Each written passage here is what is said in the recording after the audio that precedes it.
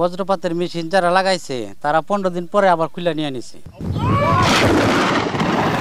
বৃষ্টির সঙ্গে শুরু বজ্রপাত, আতঙ্কিত মানুষ।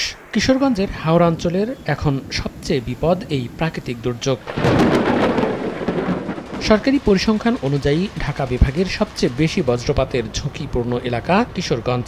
বজ্রপাত থেকে হাওরবাসীকে রক্ষায় 2021-22 অর্থ বছরে ত্রাণ ও দুর্যোগ ব্যবস্থাপনা মন্ত্রণালয়ের উদ্যোগে জেলায় 33টি অ্যাডজাস্টার মেশিন সহ বজ্র নিরোধক দণ্ড বরাদ্দ দেওয়া হয়, তবে বাস্তবায়ন হয় মাত্র 23টি। জেলা ত্রাণ অফিসের হিসাব অনুযায়ী বর্তমানে 17টি সচল থাকার কথা থাকলেও বাস্তবে বেশিরভাগই অকেজো। এই কারণে উচ্চমাত্রার বিদ্যুৎ সহজে মাটিতে পৌঁছে দেওয়ার ক্ষমতা সম্পন্ন এসব যন্ত্র কোনো কাজে আসছে না। দ্রুত যন্ত্রগুলো মেরামত সহ আরও একই ধরনের যন্ত্র স্থাপনের দাবি এলাকাবাসীর।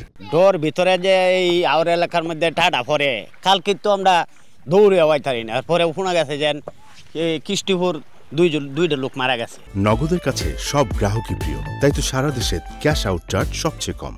বজ্রপাতের মেশিন যারা লাগাইছে তারা 15 দিন পরে আবার খুলে নিয়ে নিছে। বজ্রপাত নিরোধক যন্ত্র বা প্রতিস্থাপন করতো, তাইলে আমাদের হাওরের মানুষ বিশেষ উপকার হইতো এবং বজ্রপাতের হাত থেকে বাঁচতে পারত। তবে শিগগিরই ব্যবস্থা নেওয়ার আশ্বাস জেলা প্রশাসনের।